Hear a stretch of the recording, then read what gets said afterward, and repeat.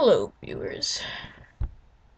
Kind of late at night, and I really want to go to sleep, and I forgot to do this earlier because I had a huge science project due next week. So, decided to get it out of the way.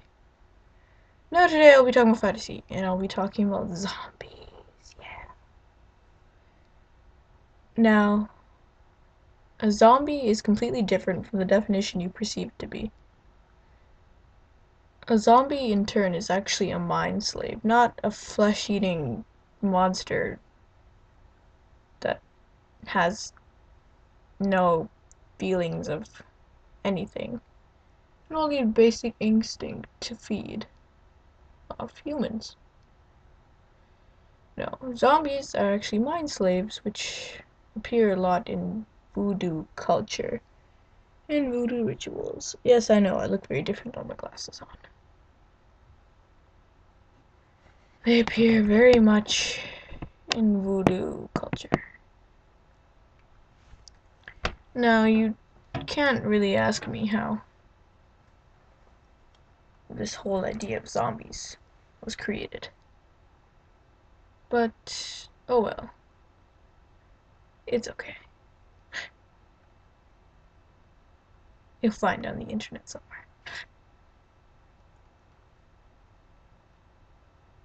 So what a zombie's basically doing is that the voodoo priest, let's say, will use some sort of hallucinogen or special poison or something that appears to make the person dead. And usually they don't burn the body. So at the hospital, whatever grave, he would dig it up and then he would actually charm and chant the body, and then the person would have no memory and would just walk around as a slave, a mindless slave that obeys orders.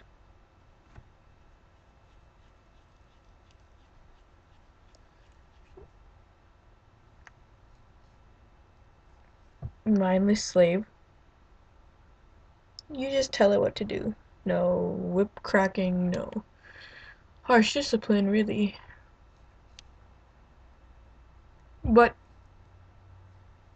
there's always a little bit of the actual person that you've trapped under the trance still inside.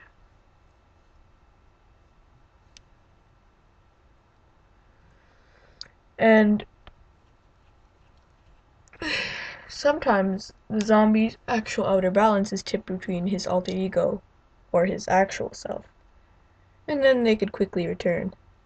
But of course, if the voodoo shaman is off cursing and chanting other people, then he can't necessarily, unless he has a lot of workers that do the same line of profession, check on his sugarcane farm, heroin, poppy field, whatever. You can't necessarily come back and check on it unless he has, of course, other voodoo men, priests that he trusts. Now the priest will have to re-enchant it, but if the soul is a very strong soul, the person could actually break free. In this point, they could kill him, but the person will usually won't remember really anything about being a zombie. I mean, they could remember very little. Or they could just knock him out, then drop him somewhere in the middle of nowhere. So maybe they choose to do this.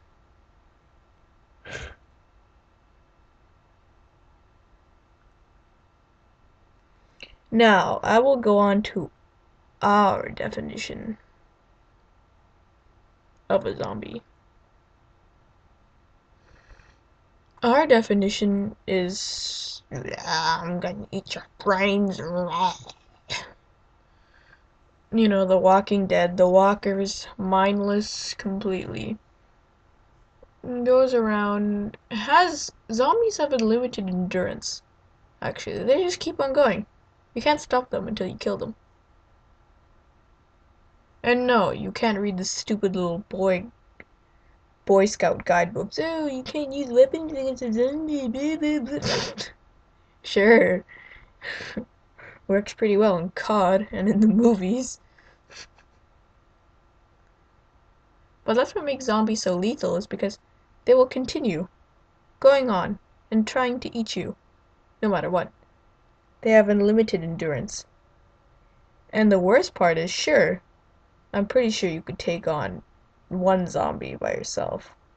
But zombies tend to hunt in packs of not hundreds, but hordes, thousands, and even millions. Resident Evil, come on.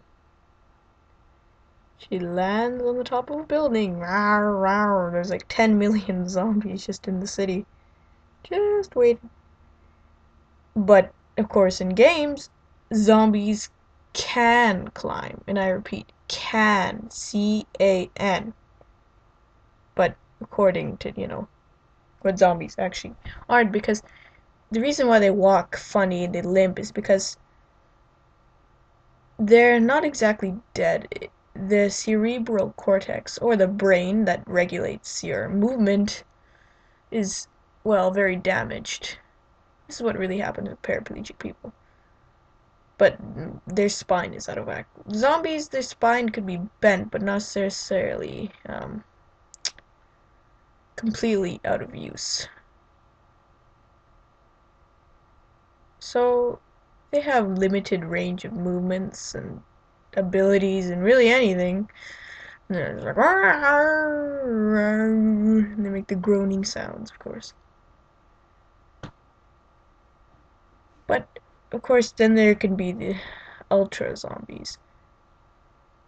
Or the zombies that stay still zombies, but they only have the flesh-eating part. And they actually run like real humans, which would suck. But zombies cannot run. And they can't use anything except their teeth, and they're just in slow, sluggish hordes, so you just end up getting cornered.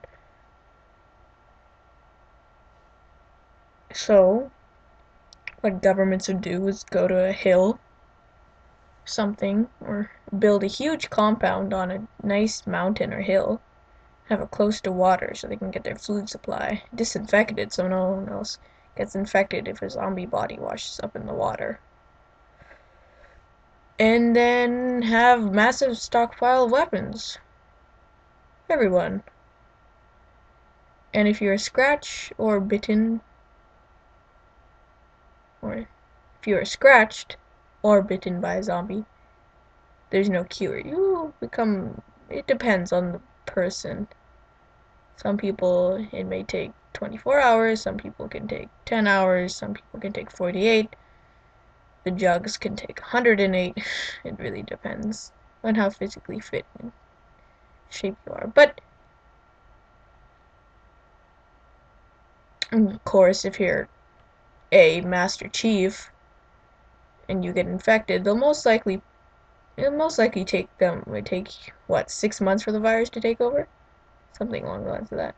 And then while it does, they'll probably put you in stasis after. And then they'll find a nice cure and you'll be back to normal.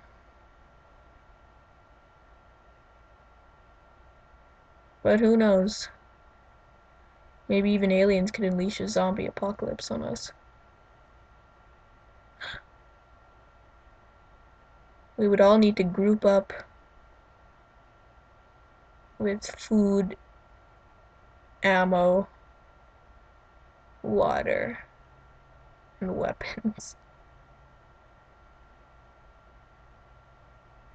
And governments would probably find a nice suitable location. So if a zombie epidemic were to break out, let's say,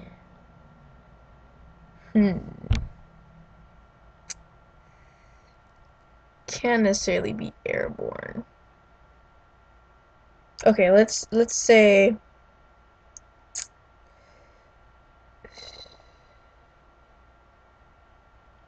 okay, let's say there's a biological weapons facility in Iran, North Korea, possibly. They're developing bioweapons. And these bioweapons are supposedly, they're not actually designed to make people zombies, but they're designed to, well, pretty much render them useless, which means that what it does is it sucks all the oxygen out. And of course, 4 minutes worth of oxygen, brain damage, you're pretty much dead anyway. So it removes all oxygen and filters in the oxygen and filters out carbon monoxide, which is extremely poisonous in large quantities. Now, let's say this thing was stolen, taken to Africa, because a lot of things are sold on the black market there, and it's damaged during the way, and not correctly recalibrated. Let's say that. And then, in one of their little dispute slash everyday wars, this weapon is released. Then everyone starts becoming infected. Infected. The Walking Dead, the end of the world, blah blah blah. But how would this really spread? North America would be fine, wouldn't they? But as soon as Iran really realizes its potential, let's send some sleeper agents. So Africa would fall, and then the Middle East would I don't know. Depends exactly. South Africa could be fine for a while.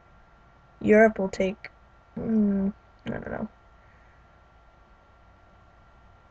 England will be completely fine because they're in the middle of the sea.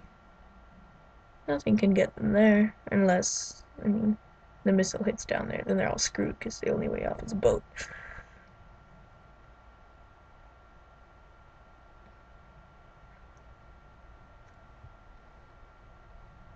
And then, let's say they broke past Africa, Libya, Syria. And then they start heading their way to China. China and India and Russia, I guarantee, would have a whole stockpile of defenses, and the wall of China would come definitely handy. They'd have rows and lines of soldiers just waiting with machine guns, waiting for the zombies to trance over the majestic hills and just spray them down. And all you hear is the constant whinny of drones and fighter planes and bullets, incendiary rounds, tanks, rocket launchers. Napalm even. They could use napalm zombies.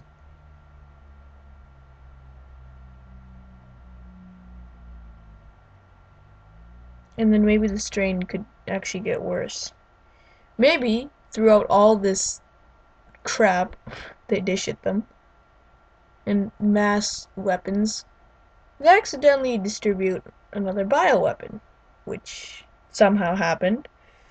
There could have been some spies involved with that. And the zombies actually mutate and get stronger. And what was killing them previously is working, but not to as much extent. So they start using even more large weapons. The US fires some cruise missiles that kills about 5 million zombies. But come on, how many people live in Africa? 1.5 billion? 2 billion? Let's say 1.3 billion are infected? Let's say that. So, I think North America would be fine until they launched one at us or somehow smuggled it. I don't know. We would probably huddle together, but we'd have massive ships just waiting. I don't know what would happen. Launching nuclear missiles everywhere, killing every zombie you can. I really don't think, not yet necessarily, a zombie apocalypse could happen. Unless we develop, of course, as I was saying, a nice anthrax mutated strain of whatever. T-virus, let's say. But that's from Resident Evil. And that's a game. Yeah, I'm gonna hit decide. Thank you for watching, viewers. May the zombie killer be with you.